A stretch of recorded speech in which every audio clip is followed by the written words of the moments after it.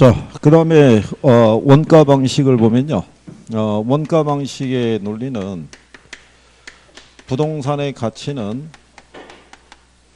토지 가치하고요. 건물 가치의 합으로 돼 있다라고 이렇게 얘기할 때 건물 가치는 건물의 재생산 비용에서 감가액을 공제해서 구하고요. 토지 가치는 공시지가 기준법을 통해서 이렇게 이제 구하라는 거죠. 예전에는 이 토지 가치를 구하는 방법이 규칙에 따로 규정된 게 없을 때는 한 4-5가지가 있었는데 감정평가 규칙이 개정이 되면서 이 방법을 써서 토지 가치를 구하라고 명시를 해준 거죠. 그러면 여기는 이런 얘기죠. 우리 학원 건물 같은 게 있다 그러면 얘가 20년 전에 이렇게 준공이 된 거죠. 그러면 얘의 가치를 구하기 위해서 기준 시점 있죠. 이때 이 건물을 다시 뭐 한다고 가정하냐면 신축한다고 가정해요. 신축할 때 비용이 10억 들어가는데 20년 사이에 감가가 발생한 거죠. 그래서 감가 요인을 감안해서 감가액을 산정했더니 한 4억 돼요. 그러면 이 건물의 가치가 얼마냐면은 6억이란 얘기죠. 이렇게 구해놓고 토지 가치는 이 방법을 써서 별도로 구하는 거예요. 별도로 구해서 구한 가치가 만약에 14억이다 그러면 전체 가치는 얼마가 된다는 거예요. 20억. 이렇게 구하는 방식이에요. 그런데 원가 방식에서 이 가격을 구하는 게 그게 원가법이에요. 근데 이 원가법의 의의를 보시게 되면 교재상에 뭐라고 해놨냐면 원가법은 대상 물건의 제조달 원가에 감가 수정을 해서 대상 물건의 가액을 산정하는 방법을 말한다 이렇게 해놨어요. 그래서 여기서 구하는 가격이 적산 가액이라고도 얘기를 해요. 요거는 제조달 원가에다가 감가 누계액을 공제해서 구하는 거죠. 그러면 여기 요 식 있죠. 이게 이거랑 똑같은 거예요. 그러니까 원가법이라는 거는 기본적으로 건물 가치 구할 때 쓰는 방법이에요. 그러니까 토지 가치는 원칙적으로 쓸 수가 없어요. 그럼 토지 가치를 구할 때는 이 방법을 왜 못 쓰냐면 토지는 우리 인간에서 생산 또는 재생산 될 수가 없어요. 무슨 말인지 아시겠나요? 네, 그렇기 때문에 이거는 건물에만 적용할 수 있는 거예요. 건물은 다시 짓는다는 가정이 성립 가능하죠. 지은 지 오래되면 철거하고 다시 지을 수 있어요, 없어요? 다시 생산할 수 있잖아요. 토지가 우리는 다시 생산할 수가 없잖아요. 늘릴 수 없는 재화가 그게 토지잖아요. 그래서 구조적으로 원가법이라는 거는 건물 가치 구할 때 쓰는 방법이에요. 이게. 자, 그랬을 때 그래서 거기 여러분들이 교재에 보시면은 적용 대상이 있죠. 예, 적용 대상에 보면은 자, 니은에 토지는 부증성의 특성으로 인해서 생산비 법칙이 적용되지 않으니까 원가법으로 평가하는 게 원칙적으로 곤란하다고 돼 있죠. 근데 조성지나 매립지는 예외적으로 가능하죠. 조성 또는 매립할 때 비용이 발생하니까 그 비용 산정은 가능하다는 얘기죠. 그러니까 원칙적으로 토지 가치는 원가법으로 구할 수 없는 거예요. 그러니까 예외적으로 조성지나 매립지 같은 경우는 예외적으로 가능하다 뭐 이런 표현이니까. 그리고 얘가 이제 장점하고 뭐가 있냐면 단점 이렇게 구성이 되어 있을 때요. 아까 저희가 설명을 해드렸죠. 거기 보면은 그 동그라미 B의 장점에 보면 시장성이 없는 부동산 평가에 활용이 된다고 해놨죠. 그러니까 그거를 뭐라고 표현해 주냐면요. 공공 또는 공익의 목적에 제공되고 있는 부동산들 있죠. 걔들 평가에는 이게 유용하고 그 다음에 특수 목적의 부동산 있죠. 자, 시장에 보면 교회나 절 아시죠? 예, 교회나 절이 매매가 돼야 안 돼요? 둘 다 돼요. 절 비싸요. 그거 단청 입혀갖고 지으려고 그러면 비싼 거 이거 담보 가치도 크고 그렇잖아요. 그래서 걔들은 일반적인 시장성이 있어요, 없어요? 없잖아요. 수익성도 구하기 힘들죠. 그렇잖아요. 절에 찾아가서 스님에게 한 달 시주 들어온 돈이 얼마나 이거는 뭐 난리 나는 거죠. 그러니까 그런 애들 구할 때 이걸 쓸 수 있다는 거예요. 그렇죠? 예, 그러니까 그러면 이제 여러분들이 보시면 얘가 이거를 구하려고 그러면 제조다 원가를 산정하고 요 감가 누구에게 구하는 작업을 우리가 감가 수정이라고 그래요. 그러면 제조달 원가나 이 감가 누계액을 파악하는 거는 쉽겠어요, 어렵겠어요? 이거 둘 다 어려운 거예요. 이것도 파악하는 게 쉬운 게 아니고 누계액, 이 감가액 산정하는 건 더 힘들어요. 그러니까 이런 것들을 쉽게 우리가 유추할 수 없다라는 거. 또 아까 말씀드렸지만 시장성은 반영하지 못한다는 거. 그런 것들이 단점이라고 생각하시면 돼요. 그래서 여기 485쪽에 맨 하단에 가면은 동그라미 C에 비용성에만 치중하니까 시장성이나 수익성 있죠. 예, 이거는 반영되지 않을 우려가 있다 이렇게 해놓은 거죠, 그죠? 예. 그 웬만하면 용어 조금씩 이해하시면 되죠. 예. 그 다음에 자 여기 보시면 우리가 궁극적인 목적은 얘를 파악하는 데 있어요, 그죠? 그럼 얘를 파악하기 위해서는 먼저 얘를 구해야 돼요. 얘를 구해서 얘에서 이거를 빼주면 돼요, 그죠? 그럼 순서에 입각하게 되면은 얘를 구하기 위한 절차로서는 얘를 먼저 확인해야겠죠. 예, 그래서 뒤에 가면은 얘가 먼저 나오는 거예요. 뭐가? 제조달 원가가. 그래서 486페이지 가시면 상단에 제조달 원가라고 나오죠. 예, 순수에 입각해서 나오는 거죠. 자, 그러면 제조달 원가라는 것도 있죠.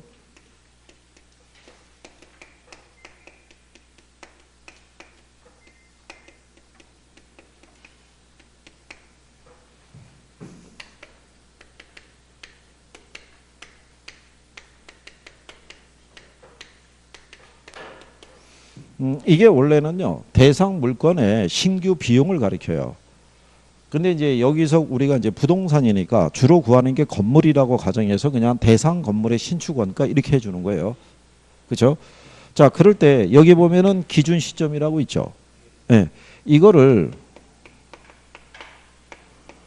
신축 시점이나 건축 시점 또는 준공 시점 이걸로 이렇게 대체해서 쓸 수 있어요, 없어요? 기준점을.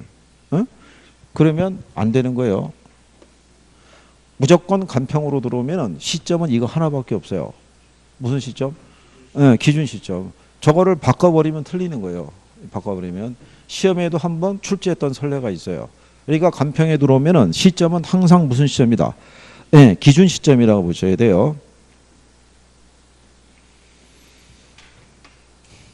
그리고 거기 보시면 니은에 제조달 원가는 대상 물건의 적산 가격의 상한선을 의미한다고 해놨죠. 그럼 그게 무슨 얘기냐면 여기 있는 신축이라는 거는 제조달 원가는 이건 신축 원가잖아요. 그죠? 그러면 신축에서 뭐 빼면 감가액을 빼고 나면 요 적산 가격이라는 거는 감가상각된 가치라고요. 그죠? 잔존 가치를 의미하거든요. 그러면 신축할 때 소요되는 비용이 10억인데 적산 가액이 6억 이렇게 구해주는 논리인데 여기 있는 적산 가액은 요 신축 제조달 원가를 넘어설 수는 없어요. 무슨 말인지 아시겠나요?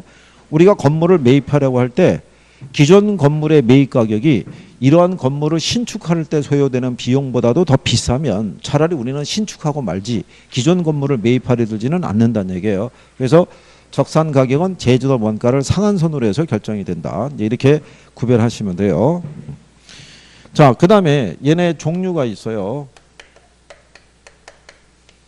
종류를 보면은 제목이 복제 원가라는 게 있고요. 대치 원가 이런 것들이 있어요.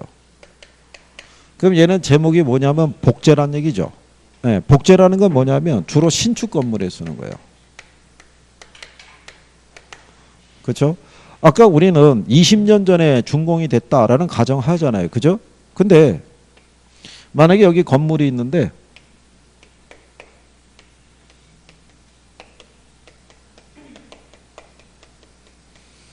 이게 지난달에 준공이 된 거예요. 한 달도 채 안 되네요. 그죠? 그러면 얘에 대한 이 가치를 구하려고 그러면 다시 신축한다고 가정하겠죠. 그렇잖아요? 그럼 뭐 똑같이 지을 거 아니에요. 한 달 새에 무슨 기술에 큰 변화가 있겠어요. 그죠? 그럴 때는 그냥 이 원가 쓰는 거예요. 무슨 원가를? 복제 원가를 써요. 그러니까 얘는 이제 물리적 측면을 기초하는 거죠. 근데 여기 있는 대치 원가는요. 지은 지 오래된 건물이 있죠. 예. 오래된 건물을 구할 때는 뭘 쓴다는 거예요? 대치 원가를 쓰는 거예요. 요거는 이제 유용성 측면을 더 강조한다라고 이렇게 생각을 하시면 되죠. 그래서 거기 디귿의 복제원가하고 대체원가 비교했을 때요. B에 동그라미 B에 가면 그렇게 해놨죠. 복제원가는 신축 부동산, 대체원가는 오래된 부동산을 평가할 때 유용하다 이렇게 해놨어요. 그렇죠? 예, 그래서 그런 정도로 보시면 되겠고요. 일단 종류가 이렇게 있다는 건 정도만 알아두세요. 이 안에 또 세부적인 요 물리적 측면과 유용성 측면에 관한 부분은 다음에 돌아올 때 또 설명해 드릴 테니까. 그 다음에 이제 거기에 보시면 산정 방식이라 기준이라고 되어 있어요. 그러면 산정 기준은요.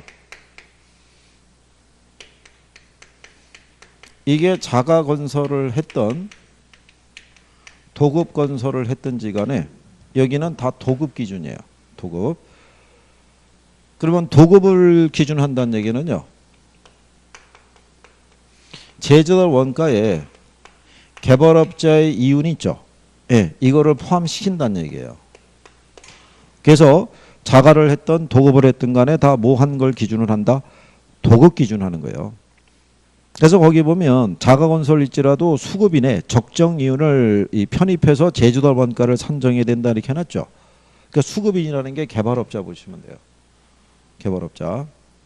하도급 받은 거죠. 자기네가. 예.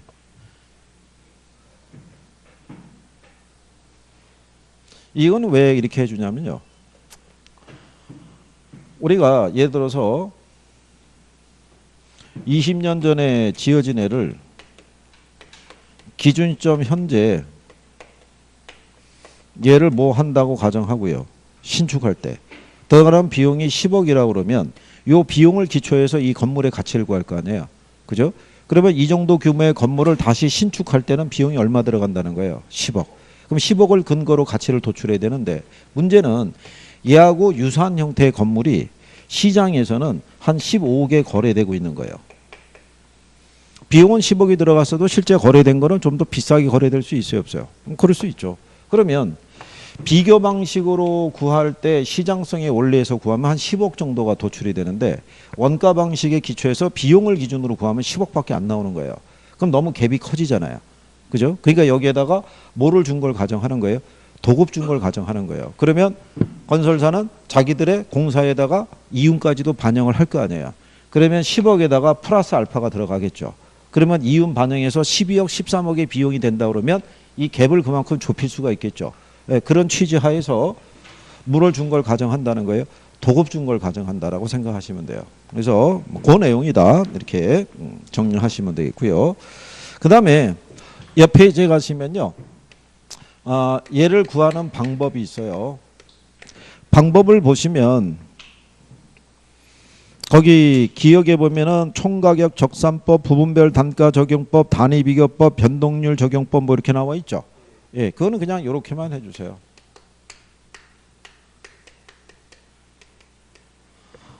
이렇게 해서 얘가 총량조사법이에요.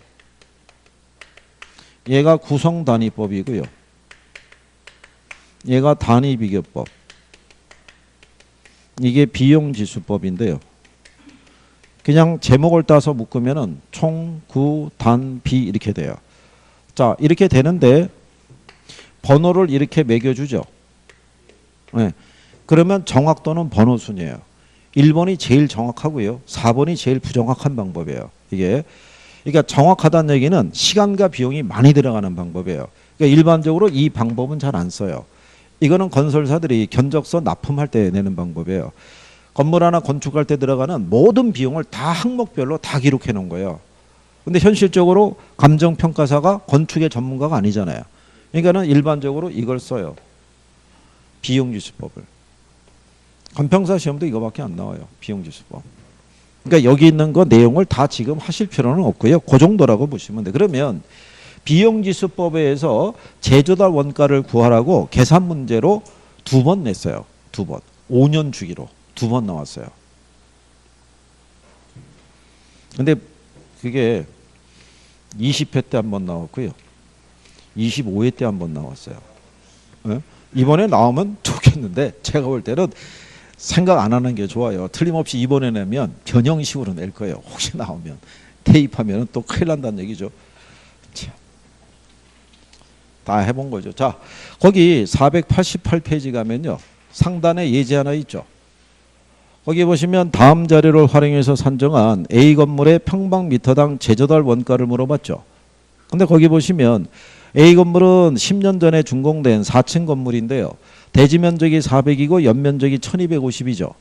근데 우리가 구하는 거는 건물의 제조달 원가를 구하는 거죠. 그러니까는 대지 면적은 필요가 없어요. 연면적만 기억하면 돼요. 그 다음에 A 건물의 준공 당시 공사비 내역을 보면 직접 공사비, 간접 공사비, 그죠? 그 다음에 공사비 합계에 들어가 있고 개발업자 이윤 있죠. 그러면 개발업자 이윤도 포함시켜야 돼요, 안 시켜야 돼요? 그래서 포함시켜야 된다는 거예요. 이게 그래서 총 금액이 얼마겠어요? 총 금액이. 그 단위가 1,000원이라고 돼 있잖아요. 단위가 1,000원이니까 3억 6천이 되겠죠. 그렇죠? 예, 그러면 거기 보시면은 10년 전에는 개를 지을 때 얼마 들어갔냐면 3억 6천이 들어갔는데 그 사이에 건축비 지수가 변화가 있었다는 얘기죠. 그러니까 물가가 그만큼 상승했다는 얘기죠. 그럼 10년 전에 건축비 지수가 얼마예요? 100인데 기준 시점의 건축비 지수는 135죠. 그러면 100분의 135 하면은 1.35잖아요. 그렇죠? 그러면 3억 6천에다가 1.35 곱하게 되면 4억 8,600 이렇게 나와요. 이게 지금 지을 때 요거를 연면적 얼마로? 1250 있죠. 이걸로 나누면 평방미터당 제조도 원가가 38만 8천 원 나온다는 거예요. 그 답이 1번이다 이런 얘기죠. 그렇죠?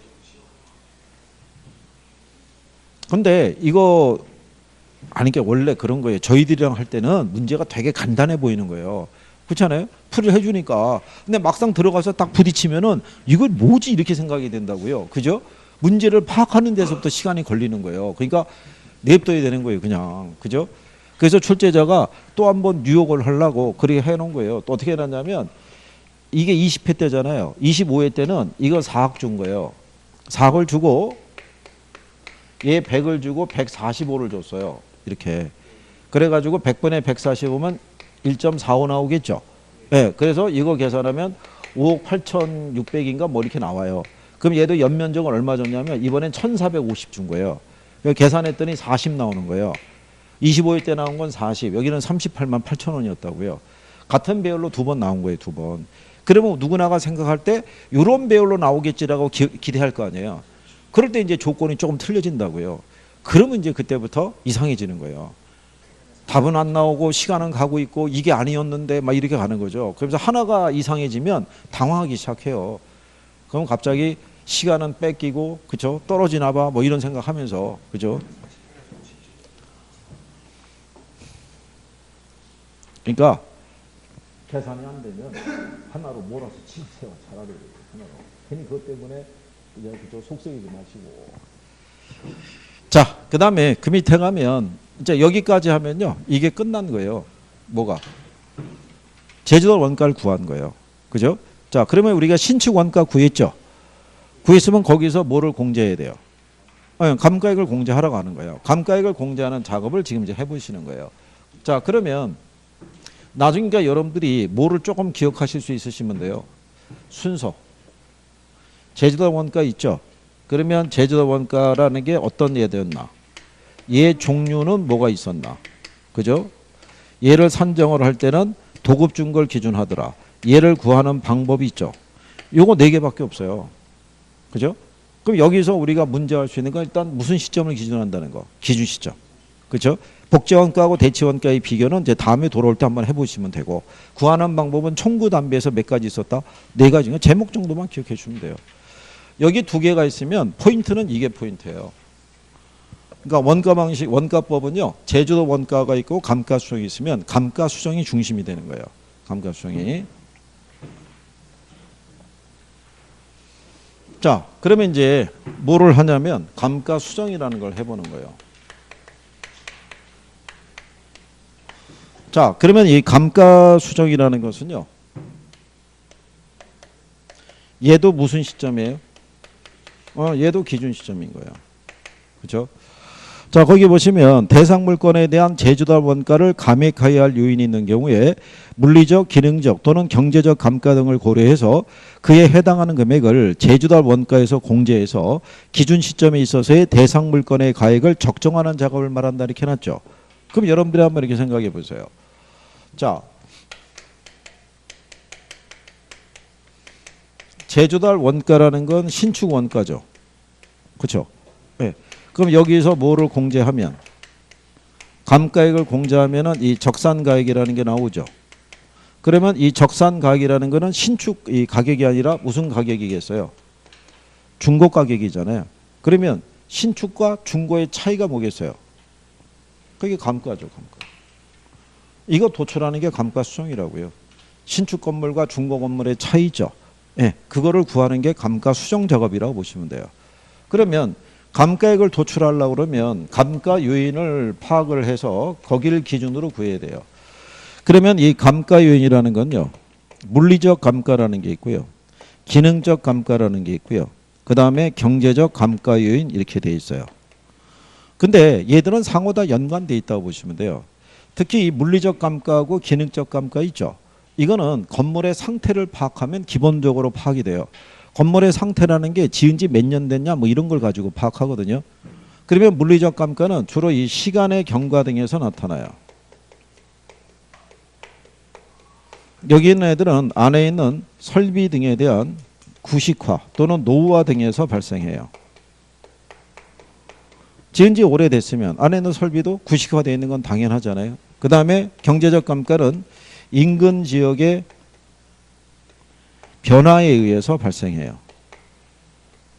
인근에 공장이 있는데 폐쇄가 됐다. 학교가 대학이 있는데 폐교가 됐다. 그래서 공실이 많이 늘어나고 있다. 뭐 그런 것들 얘기해요. 그래서 이 물리적 감가를 판정할 때 여러분들이 지난 시간에 했던 변동의 원칙이 있죠. 네, 이걸 적용하고요. 기능적 감가를 할 때는 무슨 원칙을 쓰겠어요? 기능적 감가할 때. 기능적 감가할 때. 기능적 감가. 네?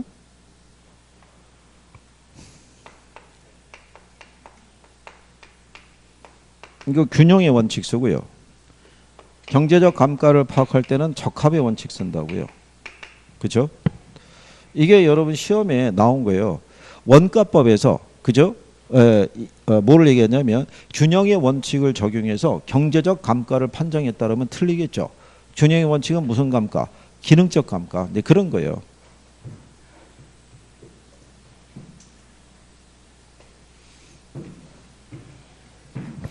그래서 거기 489페이지에 가시면 하단에 박스 있죠. 박스에 보시면 물리적, 기능적, 법률적 이렇게 돼 있잖아요. 경제적, 그죠? 예, 그래서 근거 원칙이 변동과 균형과 적합의 원칙 이렇게 해놨잖아요. 근데 그 위에 박스에 보시면 이 리을에 법률적 감가 요인이라고 있죠. 예, 그건 생략하세요. 법률적 감가 요인에 대한 건요, 그냥 여기에 포함시켜서 구해요. 경제적 감가 요인에. 왜 그러냐면 예전에 저기 그 부동산 학자 한 양반이 이 저서를 내면서 법률적 감가 요인을 제시는 했어요. 제시는 했는데 구하는 방법은 제시를 못했어요. 그리고 그 양반이 타계했어요. 그러니까 방법이 없잖아요. 감가 요인은 존재하는데. 네, 그래서 여기는 지금 이 원칙을 써서 구하잖아요. 근데 적용이 안 된다고요. 그래서 그냥 지금은 이 감정평가 이 학개론 교과서를 보게 되면 법률적 감가 요인이 반영이 안 되는 애들이 더 많아요. 그러니까 괜히 또 법률적 감가까지 인식을 해서 정리하실 필요는 없다는 얘기예요. 생략하셔도 돼요. 자, 그 다음에 감가 이제 수정 방법이라고 나와요. 밑에 가면. 그래서 원래는 여기서 얘들도 알기는 알아야 되는데 기본적인 것만 해보자고요.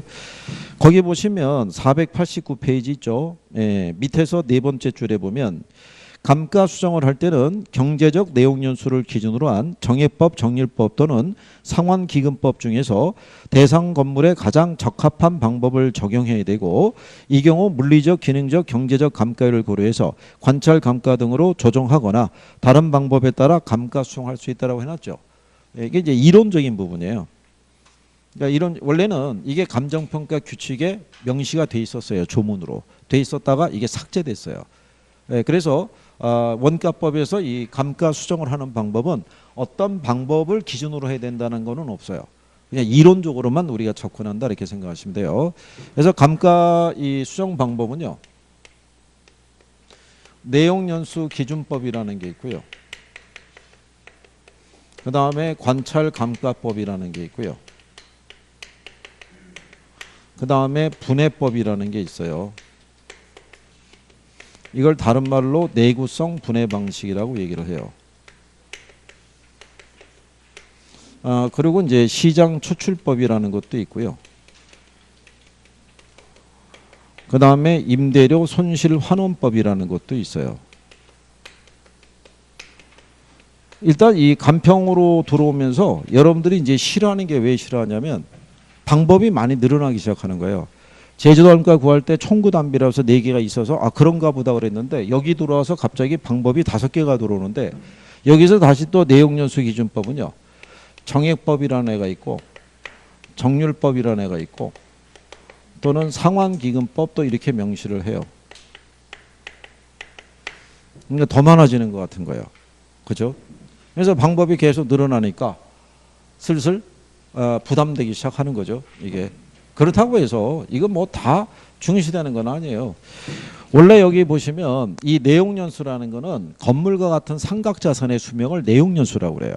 근데 항상 잊지 마셔야 되는 게 원가법은 무슨 가치 구하는 거라고 그랬어요? 건물 가치 구하는 거예요. 무슨 가치? 건물 가치. 그러면 얘가 기준이라고요. 건물 같은 삼각자산은 내용연수를 기준으로 구하는 법이 기준인 거예요. 얘가. 그런데 이 안에 정액법이라고 있죠. 정액법의 또 다른 표현이 균등삼각법이에요. 또는 직선법이라고도 얘기를 해요. 그러니까 균등삼각이라는 얘기고 정액이라는 얘기니까 매년의 감가액이 일정하다는 거예요. 매년 감가액이. 그리고 감가 누계액이 경과년수의 정비례해서 증가해요. 그래서 직선법이라고도 얘기를 해요. 근데 여기 있는 정률법은요. 체감삼각법 또는 잔고점감법 이렇게도 얘기를 해요. 그리고 여기 있는 상환기금법은 감채기금법이라고 얘기를 해요. 근데 얘는 주로 건물과 같은 삼각자산의 감가액 구할 때 쓰고요. 얘는 기계류 등의 감가액 구할 때 쓰고요. 얘는 광산 등에 써요. 엄밀히 말하면 상환기금법은 감가액을 산정하는 방법이 아니고요. 이거는 자본 회수하는 방법이에요. 근데 예전에 1930년대 사람들은 감가상각과 자본회수 개념을 구별하지 못했기 때문에 얘가 여기 들어와 있는 거예요. 근래 나오는 이제 감정평가 교과서들에서는 이거는 감가상각액을 구하는 게 아니라 자본회수 개념이라고 명시하기도 해요. 뭐 그거는 뭐 시험에 뭐 인용은 안 해주니까. 그러면 우리가 구하는 게 원가법은 건물가치 구하는 거라고 그랬죠. 그럼 원가법에서 감가액 구하는 방법은 얘를 쓰는 게 원칙이라고요. 무슨 법을? 정액법을. 그러면 여기서 계산 문제가 나왔을 때는 다 얘밖에 안 나왔었어요. 그러다가 재작년에 이게 나온 거예요. 이게 정률법이. 출제자가 그걸로 몰아버린 거예요. 공장으로 가정했을 때 공장 안의 설비, 기계류라고 보고 정률법을 써서 감가액을 산정한다 이렇게 해버린 거예요. 그러니까 정액법만 죽어라고 연습하고 들어간 사람은 또 쓰러지는 거죠. 정률법은 또 웬 말이냐 이렇게 나가는 거죠. 근데 그게 한 번 나오고 또 끝나는 거라고요. 또 사람들이 항의가 비파쳤을 거 아니겠어요? 네가 와서 풀어봐라. 계산 잘해서 좋겠다면 난리 나는 거죠. 예, 그래갖고 그냥 그렇게 되는 거죠. 뭐. 그럼 왜 이걸 기준으로 하냐면 얘가 제일 간편한 방법이에요. 무슨 법이? 정액법이. 그래서 이제 그거로 구하라고 얘기하는 거예요. 자, 그러면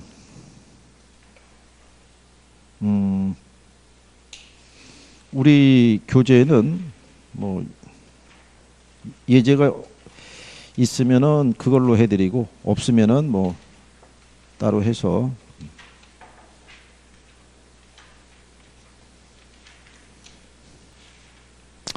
524페이지가 보세요.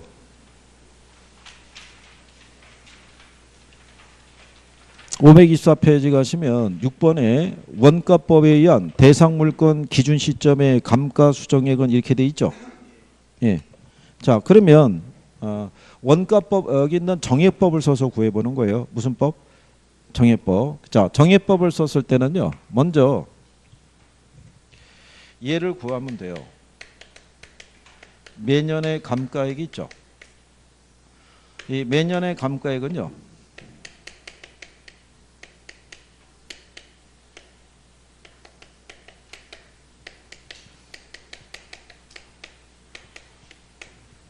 요 제주달 원가에서요.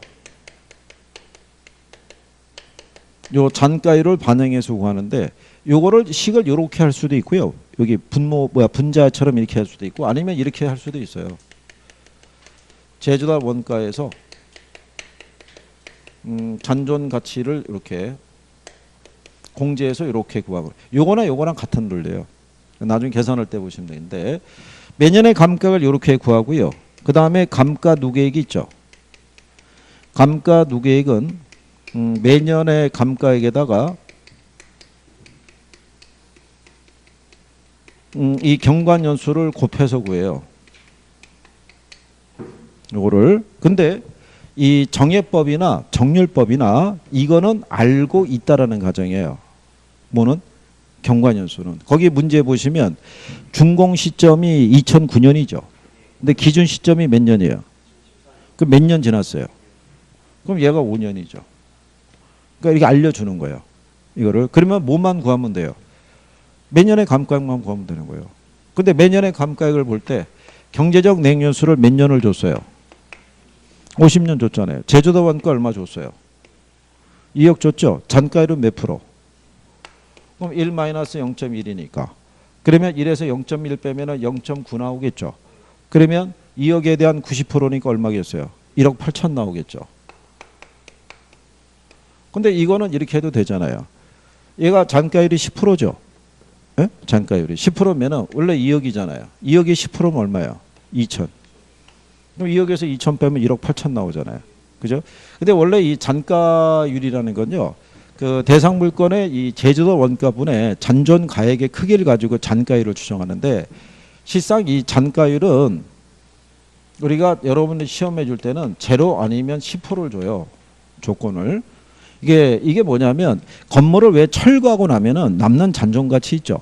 철거 나면은 폐자재 이런 게 나올 수 있어요, 없어요? 철근 이런 거. 그것도 내다 팔면 돈이 되잖아요. 그렇죠? 그런데 현실적으로는 이 철거 잔존 가치는 계산을 안 해줘요. 왜냐하면 그 나중에 건물 철거 나오는 폐자재 가격보다는 철거 비용이 더 많이 들어가는 거예요. 그러니까 현실적으로는 인정해준다 안 해준다. 안 해주는데 계산상의 편의를 위해서 제로 또는 10%로 주는 거예요. 여러분들에게. 그러니까 여기서는 10%준 거예요. 그러면 1억 8천을 50으로 나누잖아요. 나누면은 이게 360 나와요. 그러면 다 구해진 거잖아요. 얘가 얼만데? 5인데 이게 360으로 나온 거잖아요. 그럼 360 곱하기 5 하면 되죠. 그럼 얘가 1800 나와요. 이게 답이었다고요. 그러면 이제 답이 1800이에요. 그러면 여기서 적산 가액도 구할 수 있죠. 제주도원가 2억에서 얼마 빼면 돼요? 1800만 빼면 되죠. 그럼 1억 8200 나올 테니까. 근데 문제가 물어본 건 감가 수정액은 이렇게 물어본 거죠. 무슨 말인지 아시겠나요? 그냥 이런 개념이다라는 정도로만 일단 알아두셔도 돼요. 이게 문제가 조금씩 변형을 줄 수 있어서 그래요. 그러니까 이것만 정확하게 해주세요. 이래봐야 별 의미가 없다고요. 그죠? 이렇게 하는 방법이구나라는 정도로만 알아두셔도 되는 거죠. 자, 그런데 여기서 보시면 정예법에서 이제 이렇게 구한다는 얘기는 얘는 매년의 감가액이 어떻게 돼요? 일정하게 간다는 거예요. 그죠? 네, 일정하게. 근데 여기 있는 정률법은 제목이 뭐라고 해놨어요? 체감상각법이라 하는 거예요. 그죠? 또는 잔고정감법. 그러니까 가령 예를 들어서 정률법에 의해서는요. 매년의 감가액은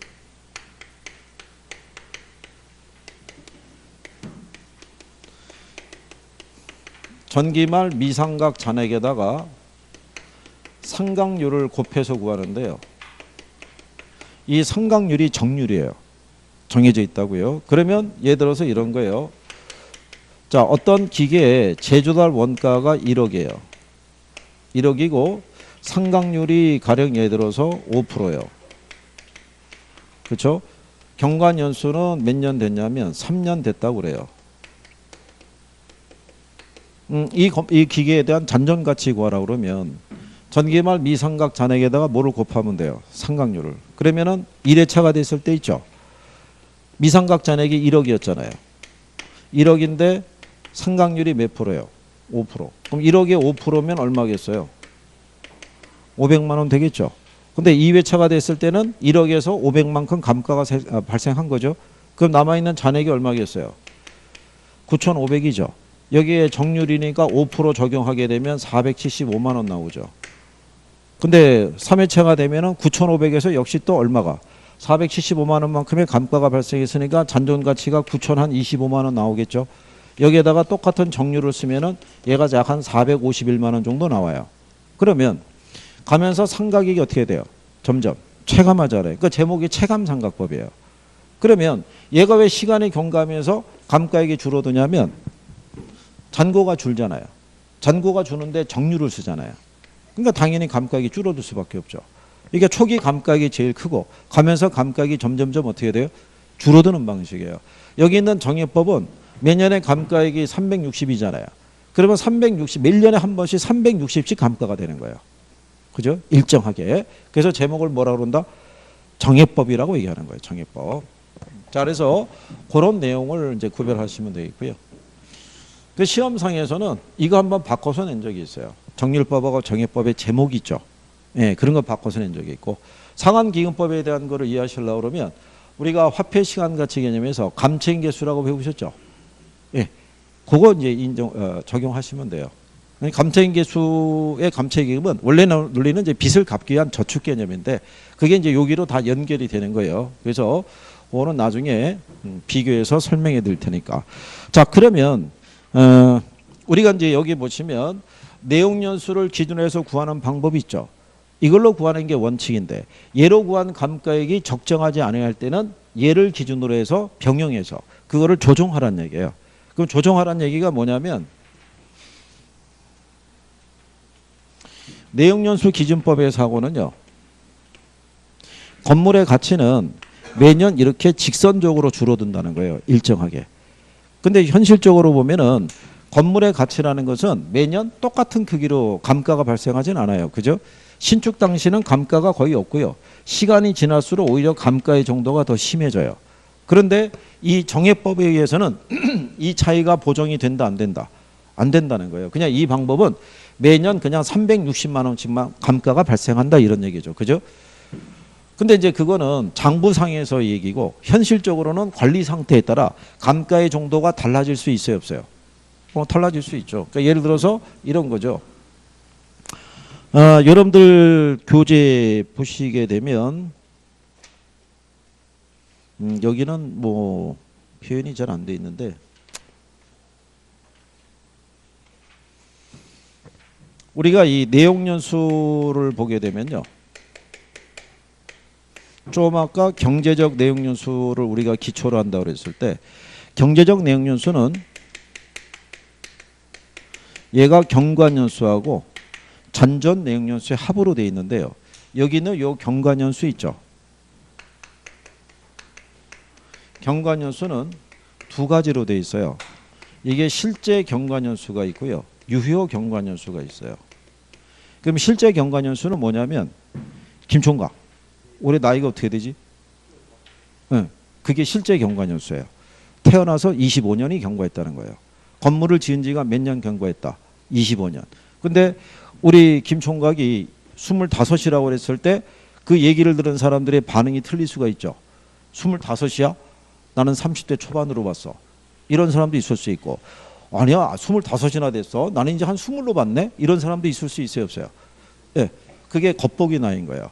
그러면 건물이라는 게 일반적인 철근 콘크리트의 수명이 50년이라고 봤을 때 실질적으로는 몇 년이 경과한 거예요? 25년이. 그런데 관리 상태가 양호하면 지은 지가 한 5년 정도밖에 안 되는 신축 상태를 유지하고 있는 건물도 있고 관리 상태가 부실하면 지은 지 한 40년 된 상태가 되어 있는 건물도 있어요 없어요? 있을 거 아니에요. 이거를 기업 회계상의 장부상에서는 이 차이를 구별을 못해요. 장부상에서는 그냥 숫자로만 정리하니까. 근데 여기 감정평가에서는 현실적인 시장 가치를 구해야 되기 때문에 이걸 조정을 해줘야 돼요. 실제는 몇 년짜리인데 25년 경과했는데 관리가 잘 됐으면 5년 경과한 거라면 남아있는 잔존 가치가 45년의 가치가 있잖아요. 근데 관리 상태가 부실하면은 10년 정도밖에 잔존 가치가 없을 거 아니에요. 그죠? 그래서 그 차이를 조정하기 위해서 누가 가서 보라는 얘기예요. 평가사가. 육안으로 봐서 그 차이를 조정해 주라는 거예요. 그래서 제목을 관찰 감가법이라고 얘기하는 거예요. 누가 봐서? 평가사가 보고. 그럼 평가사가 직접 가서 관찰하니까 주관적이겠어요? 객관적이겠어요? 예, 주관적이죠. 그거 객관적으로 쓰면 틀리는 거죠. 이거 관찰 감가법은요, 평가사의 개인적인 능력에 따라 좌우되는 거예요. 그러니까 이것도 평가사 자격을 취득한 신입 감정 평가사들은 이걸 하기는 어렵고요. 그래도 한 3년 차 이상은 돼야 그래도 보고 조금씩 조정을 할 수 있죠. 예, 그래서 뭐 그런 정도라고 보시면 될 거예요. 그래서 이걸로 구한 방법이 적절하지 않을 때는 이런 애들을 병용해서 그 갭을 조정하라 이런 얘기예요. 그래서 관찰 감가법 정도까지 정리하신 거죠. 예. 이해는 하시겠죠? 예, 그래서 이거 어떻게 해주냐면요. 그 493페이지 가시면 하단에 예제 하나 나와 있죠. 예제 보시면 감정평가 이론상 감가 수정에 대한 설명 중에서 옳은 걸 물어봤을 때, 자, 거기 2번 지문에 보면 관찰 감가법은 감정평가사가 직접 관찰해서 감가액을 판정하므로 객관적이다 이렇게 해놨죠. 틀렸겠죠. 4번 지문에 보면 정률법에 의한 연간 감가액은 일정하지만 정액법에 의한 연간 감가액은 체감한다 그랬으니까 틀렸겠죠. 이건 뭐 제목만 봐도 구별할 수 있잖아요. 그러니까 용어에 대한 기본적인 이해만 조금씩 하시면 돼요. 그래서 처음에 내가 정리할 수 있는 용량에서 조금씩만 늘려갈 수 있으시면 돼요. 그러면 간평도 실상을 한 3번 들으면 얘도 할 거 없어요. 근데 이제 워낙 용어가 좀 다양하고, 예, 그러다 보니까 그게 좀 싫으신 거죠. 예. 그리고 493페이지 상단에 가면 감가수정하고 감가상각의 비교라고 해놨죠. 예. 거기서 감가수정은요, 제주달 원가를 기초로 한다는, 그것도 체킹을 해놓으세요. 이론으로 나오면 많이 활용할 수 있는 애다라고 보시면 되는데, 간단하게 정리하셔야 될 거는 뭐 이런 얘기죠. 감정평가상의 감가수정이 있고요. 기업회계상의 감가상각이 있어요. 얘는 이걸 기초로 들어가는 거예요. 무슨 원가? 예, 제주달 원가. 여기서 뭐 공제해서, 예, 감가액을 공제해서 얘는 적절한 시장 가치를 구하는 게 주 목적이라고 그러면요. 여기 있는 애는 취득 원가가 기초예요. 여기를 기초해서 뭐를 적용을 해서 감가액을 적용해서 얘는 무슨 가치를 구하는 게, 예, 장부 가치를 구하는 게 목적인 거예요. 그러니까 조금 아까 설명해 드린 것처럼요. 정액법에서 구해봤을 때 애초에 얘가 제주달 원가가 2억이었고요. 매년 360만 원씩 감가가 발생한다. 정액법에 의해서. 그럼 기업회계상에서는 매년 얼마씩만큼의 감가가 발생하는 거예요. 360씩. 그냥 장부상에서만 숫자로만 정리하는 거예요. 그런데 이 건물이 항상 이렇게 일정하게 감가가 발생하는 게 아니라 관리 상태에 따라 감가의 정도가 달라질 수 있어요, 없어요? 있는데 장부상에서는 그거를 반영할 수가 없죠. 그러니까 여기 있는 감가수정에서는 무슨 법을 인정을 하겠어요? 관찰 감가법을 인정을 해서 적절한 감가에 대한 부분을 조정을 하겠지만, 여기는 관찰 감가법을 인정한다 안 한다? 네, 여기는 안 하는 거죠. 일단은 요거 두 가지 먼저 알아두시면 돼요. 네, 그래서 그런 정도 구별을 하시면 될 거예요. 자, 그래서 일단 뭐 그런 내용 정도 정리하시면 되겠고요. 그 다음에 이제 뒤로 넘어가시면 494페이지에 맨 상단에 가면은 적산법이라고 해놨죠. 예. 얘는 이제 임료 구하는 방법이에요. 임대료. 임대료를 구하는 방법을 무슨 방법이란다? 예, 적산법이라고 그래요. 자, 그러면 적산법이라는 건요, 기초가액에다가 기대이율을 곱하고요, 여기에다가 뭐를 가산해서 필요재경비를 가산해서 적산임료를 구해요. 자, 그래서 거기 보시면 대상물건의 기초가액에 기대이율을 곱해서 산정한 기대수익에 대상물건을 계속해서 임대차하는 데 필요한 경비를 더해서 이렇게 돼 있죠. 예, 그런 것도 알아두시는 거예요. 왜 알아두냐면 아까 우리가 감가수정이라는 것 있죠. 감가수정은 제조달 원가에서 감액해야 될 요인이 있으면 이 감가를 뭐 하란 얘기예요? 빼란 얘기잖아요. 그죠? 이거를 여러분 시험에는 공제가 아니라 이거를 가산해서 이렇게 출제한 거예요. 네. 그러니까는 처음에 딱 읽으면은 이거를 찾기가 또 쉽지가 않잖아요. 그것도 5번 지문에 깔아놓은 거예요. 5번 지문에. 그러니까 1번부터 다 찾으러 왔을 때 그게 뭐를 뺏는 거예요? 시간을 뺏는 거예요. 시간. 그러니까 얘들 쓸 때 이거. 왜냐하면 그 예전에는 얘가 요거를 가지고 냈는데 요즘은 이게 안 나와요. 안 나오기 때문에 그냥 요 개념 정도만 알아두시면 돼요. 그러면 요거는 내가 임대 사업을 위해서 투자한 돈 있죠.